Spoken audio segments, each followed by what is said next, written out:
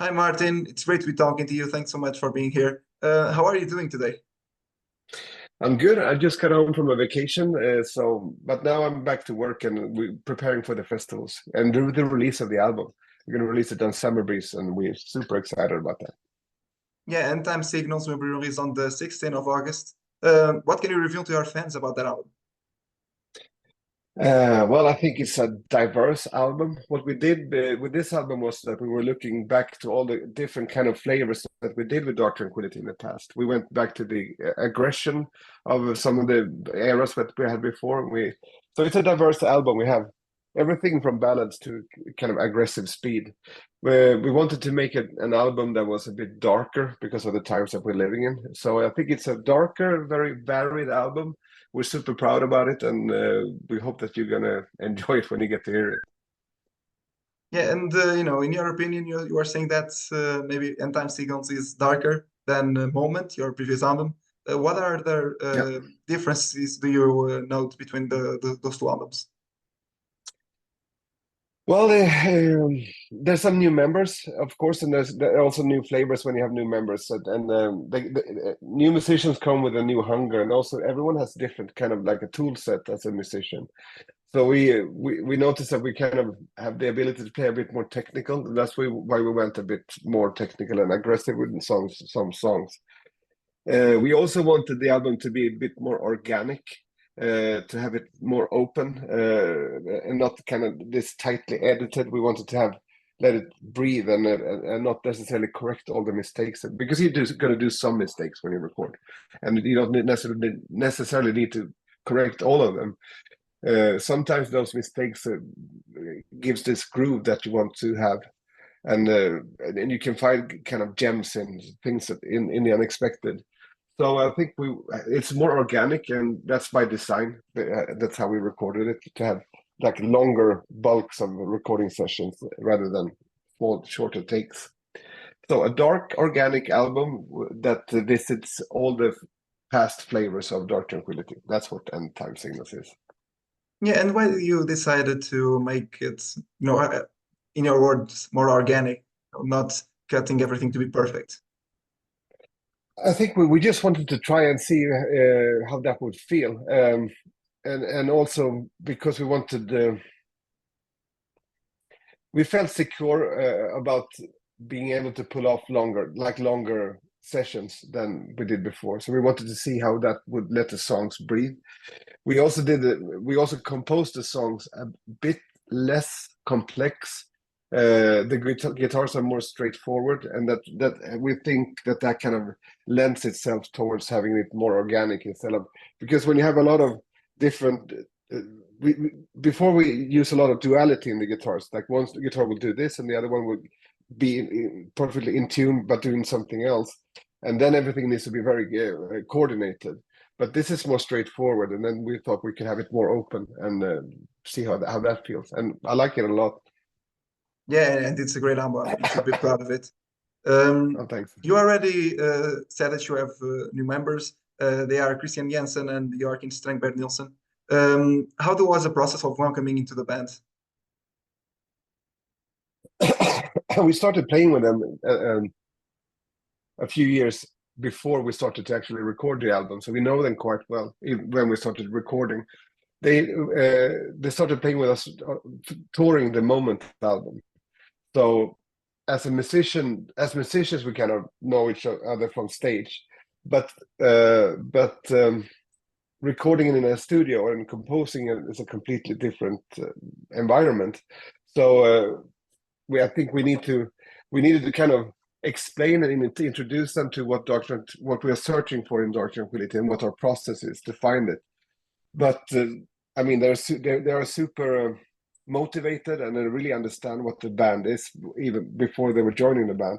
We've known Christian for like forever because he's from the same town, so they knew pretty much what they were getting into, and so everything was a bit smoother actually than I expected it to be, because they were so motivated on getting it right. And like I said, like Joachim is a very technical drummer, and that made us also want to revisit the faster, more technical aspects of our sound from before. So with new musicians comes a new palette, and we wrote with that palette that we have today. Yeah, and did they have the chance to participate in the composition process for this album? It was me and Johan who wrote most of the songs. We started 1 year before we started. We started late 2022, and since we've been working together before and we know each other and have we know each other from that situation. We started to go. He lives in south of Sweden. I live in Gothenburg, so we started to go back and forth weekly. So we wrote a lot of the stuff for the album. Everyone has a chance to kind of influence their instruments, and if they're doing something that kind of fits the song, we would rewrite for it to fit better. We do constant rewriting when we're doing album. It's not done until we're mixing it. But yeah, so there's of course there's a chance to be there and write, but the process is kind of strict on how we write an album, and sometimes I think that takes a bit of time to kind of grasp this constant reiterations of the songs, rewriting and rewriting. I think this is just a tradition and like the school of Dark Tranquillity. And I notice with some members that come from outside that they're surprised that even if we have a song, that song may not exist in 2 months because we pick it apart again, because we always want to find the emotion. We're searching for an emotion first, and whatever gets us to that emotion is what the song is going to be. And I guess that's going to be frustrating if you think, well, I have this nice melody. Well, it didn't go to where the emotion needed to go, so it's gone. So I think it's a bit of a learning curve to kind of to write in this environment. Yeah, maybe that's why on the song sounds so perfect and so fitting one together. You go for the feeling instead of, oh, what a great melody. Yeah, maybe, but I think that if you follow the emotion, that will be true in the end. And of course, we need to have riffs and stuff as well. That's what we're going to find along the way when searching for that emotion. That's just our process. Yeah, and that's the way you always done it, right? Yeah. Yeah. For your previous album, Moment, you won a Swedish Grammy. It was in 2020. How did that moment and that award that you got influence the composition of this new album? How it felt to get the Grammy, you mean, or what was the question? How did the winning of the Grammy influence the composition of this album? And did you feel any pressure because of it? I would say not at all. We don't think about the Grammy at all. I think there was plenty of pressure anyway. I mean, there's the pressure of getting the songs right by us. We have a lot of new members in the band. That's a lot of pressure. We want to do something that's true to our past, and we also want to explore new avenues of music. So that's a lot of pressure. So the Grammy, it's just a jury with some opinions, and this year they liked our album. It doesn't affect us at all. But getting the album right and doing music that will translate into our listeners, and that the people that like our band is going to react to, that's a lot of pressure. So the Grammy not, but pressure, yes. Yeah, and in 2022, you also lost Frederick Johansson, one of the founding members of Dark Tranquillity. That was a moment that also had some weight on the album, I bet. Of course, yeah, that was. He was struggling with cancer for a while, and you know how it is with cancer, that you may get some good news that you think that you're beating it, and then it comes back, and it comes back even stronger. And that's how it was with Frederick, because so we were following his struggle for a few years, and then when it came back the last time, we knew that this isn't going to work. And he was always like a friend of the band. He was always in a circle. We used to see him a lot. So even though he hasn't been in the band for 20 years, we still felt it because we're still in touch and he was still a part of our family. He actually gave us some material before recording this album because he wanted to. I mean, his last album was Projector, that was released in '99. and he's been following the band what we were doing, so he wanted to contribute something to the modern era of DT, if you say.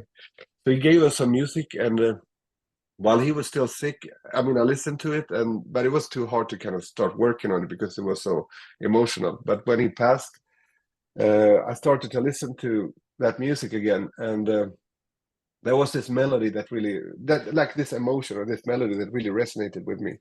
So I continued writing on it, and it's a song on the album called "One of Us Is Gone." That started out with some music that Fredrik wrote that I continued to write on, and then Michael wrote this lyric that is actually about Fredrik and Fredrik's passing. So it's a tribute to him as a member in his life, and it's also, I mean, it was also a chance for us to kind of write a song together with Fredrik, even though he had passed. So it was really emotional, and that song was, of course, it's hard to kind of. When are you ever ready to work on a song like that? So we kind of pushed it toward the end of the production all the time because we weren't ready to kind of face it. But in the end, we had worked up the courage, and we just finished the song. And it's a different kind of, it's a ballad. It's a different song. I think we just wanted the song to become whatever it needed to be. So it's a different song on the album, but I think it's still like a Dark Tranquillity song, and it's very emotional to us. It's about him. Yeah, but I mean, I think it's a great homage to him. I mean, it's a great song, and he did a really great job on it as well as Michael with the lyrics. Besides him, also Niklas Sundin, an ex-member as well, also contributed to another song. How was the process of having him collaborating with you in that song? It was kind of the same way, but not as I mean, so as sorrowful. I mean, Niklas gave us some material that he's been working on. He lives in America now, and we still keep in touch with Niklas a lot because he's doing all our artwork and visuals. So we talk with him on a daily basis. So he gave us some material that we started to look through, and it was me and you and find some stuff in Niklas' material that we wanted to explore further. I really like Niklas' material. There was always his writing was always one of my favorite writing to kind of work with throughout our career. He has a very chaotic style. It could be total crap, but when it's not, it would be something that no one else would have written. So he has kind of a unique flavor when he gets it right, and he does a lot of times. So it was great to kind of work with his tonality again on this song. It's a song called "False Reflections," the last song on the album. So it was great to work with his material and his kind of tonality again. Yeah, and why did you decide to keep that song as last in the album? Any specific reason? I think it was it's just the pacing of the album. We want to have it diverse, and it's also one of the slower songs. We ended up putting, so like the first slower song is the song we wrote with Fredrik, and that's like the last song of the first vinyl side, and the song we wrote with Niklas is the last song of the second vinyl side, and I think it's more like an something to complete the sides of the vinyl records. Yeah, that's a reasoning behind it. We always try to have like a good balance on how the songs are played. Yeah, I definitely do. Now, shifting more to the lyrical side, what does this album talk about? I mean, I can't talk about the lyrics like in detail, but I know we talk a lot about the times that we're living in, and Michael is reflecting a lot on humanity and in himself and on friends. And if you follow Dark Tranquillity for a while, I think your impression of Michael would be that he's kind of an optimistic person, that he has a kind of a bright outlook on life. But these last few years has been kind of demanding on all of us. We went through a pandemic. We have a different situation, like with democracy. We don't know what's true anymore in our social media. And I think wherever you are on the political spectrum, if you're to the right or to the left, we never had a harder time understanding each other than what we have now. So this was stuff that was weighing on Michael when he wrote the lyrics to it. And the way he described it to me was that he was kind of it was kind of therapeutic for him in the end to kind of write. He needed to write this album to kind of go through the emotions he has about where we're living in right now. So it's a comment on the times that we're living in, and all the struggles we had the last few years. Everything from the pandemic, democracy, wars really close to Europe. There's a lot of things to worry about, but I think if we do the right things, the next 5-10 years, everything is going to be fine again. We just have to find a way to trust each other again, I think. Yeah, exactly. And so, when the album is called Endtime Signals, it's not signals of the end of Dark Tranquillity. It's just the end of the world in general. Well, yeah, so on the bright side, it's just the world. No, it's not the end of Dark Tranquillity for sure. We're not going to quit anytime soon, but I guess it's not the end of the world either. But it's I mean, you see the signs that the world right now is not working as well as it could be.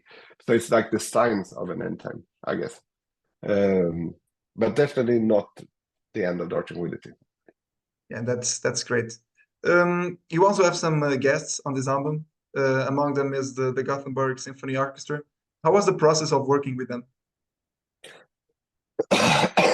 And that was the song we wrote. The song "One of Us Is Gone." The song we wrote with Frederick, and it was just while we kept pushing that song back, and we tried to bring it out again and figure out a way how to do the song. There was some things in the composition that I felt that we needed some strings, and then Michael had some friends that are in the symphony orchestra, so we contacted them and started rehearsing with a cellist there, and then he found the other musicians to kind of put together a string quartet. So I mean, they're super professional. Once they get started, they're really fast. They get the notes, and we recorded the thing in one day, I think. But it was great to kind of hear the music that you write translated into that kind of craftsmanship that you have when you're cellist in a symphony orchestra. That was great. That was the first time for us. Yeah, do you think you'll do it in the future as well? Another Maybe. song? I mean, maybe. I mean, this time I think the song really called for it. But if we find a song like that again, of course we would. But I'm not going to search for. I'm not going to create the need for it. If we have the need, well, now we have a telephone number to call them. But but other than that, yeah, if the song needs it, we're going to do it. Yeah, okay. Now, moving on to your live plans. Which are your touring plans for this album? Which shows do you have scheduled so far? Okay, so scheduled so far we have we're doing some festivals, and we're going to release the album at the Summer Breeze Festival in a month. So we're doing festivals in Europe, and then we go to in the beginning of September we go to America with Amorphis and Fires in the Distance. So we're going to be there for 5 weeks with Amorphis. We'll come back to Europe, and then we do a European tour with Moonspell, Wolfheart, and Hirais. I think I'm pronouncing it. I don't know how to pronounce it. Hirais. Maybe Yeah, you can something like that. help me. So, yeah, something like that. Okay, good. So we're gonna do that, and then that's gonna take us to the end of November, November 31st, I think. We already have plans to tour more in Europe after that, but we haven't. Nothing is locked in yet. So I think it's going to be a busy touring schedule, but that's what's set so far: is festivals, American tour, and European tour. Yeah, and so far I don't think you have any Portuguese shows scheduled yet. No, not yet, and that's really frustrating. I don't know why that is. Maybe it's. I mean, honestly, I would rather go to Portugal than a lot of places because we really enjoy playing there, and of course, like I said, our crew is from there. So, and it was a great time at that festival the last time. I don't know why it is like that. It's not. Maybe it is because it's a bit out of the way for routing for the bus. I don't know. It's not us personally who are setting the tour lines, but Yeah. we would really love to come to Portugal, and we do enjoy it. It would be like it would be kind of make sense to do it now when we tour with Moonspell, but for some reason it didn't happen. It may happen in the future, and I hope so. We really want to come back. Yeah, and I hope you come. No, it's quite understandable that Moonspell usually do a Portuguese tour and then they do a European tour. So they are two separate tours, and they don't come to Portugal in the European one. So Yeah, yeah. I mean, but we've done it in the past. I know that we played in Porto a few times, but it's a long time ago. And it's such a beautiful city, and I really like that venue too. I really hope you come into Portugal soon. yeah, I hope to get you here. It would be great to talk to you personally and to see another show after that one in Milagro last year. It was really, really great. What memories do you keep from that show? Well, me, I got really sick, so I was basically just laying backstage the whole time and drinking water under. I was under a table in a dark room. I even got my own room because I was so sick. Yeah, that's what I remember from it. And then we went straight to South America after the tour, and somewhere on the airport in Lisbon, I lost my passport, so I had to go to Sweden. So for me, it was a great show, but it was a lot of personal struggles for me just for that one. Yeah, a lot of bad luck. Yeah. Now, speaking of live shows, do you have any set list already programmed for any of the shows so far?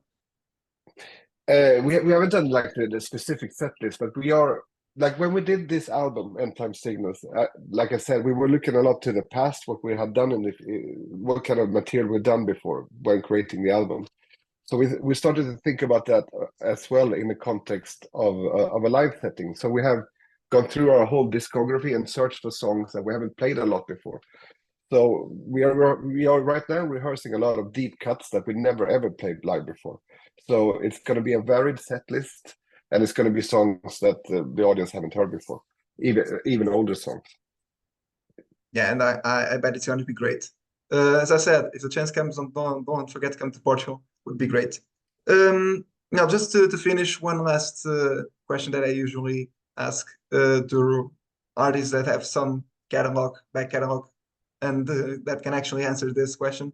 If you had to rate all the albums that Dark Tranquillity ever put out, on which position would End Time Signals be? Oh, first, of course. I don't know. No, but you always. I mean, the most recent of your efforts is going to be like what the thing that you're most invested in. Uh, I think I could better rate Endtime Signals in a couple of years, but right now we're super excited about it. Well, I think top three at least. Yeah, top three. Yeah, okay. I think I agree with it so far. Well, Martin, that's it. Thank you so much. It was an honor. Would you like to send any message to your Portuguese fans? Well, thank you for sticking around with us for such a long time, and I'm sorry that we're not coming by more often. We really want to. I don't know. It's the gods of tour planning that's holding it against us. We're going to make a strongest effort to come back soon, and I hope that you're going to enjoy the new album, End Time Signals, when it comes out. And I hope that we see each other soon. Thank you for listening.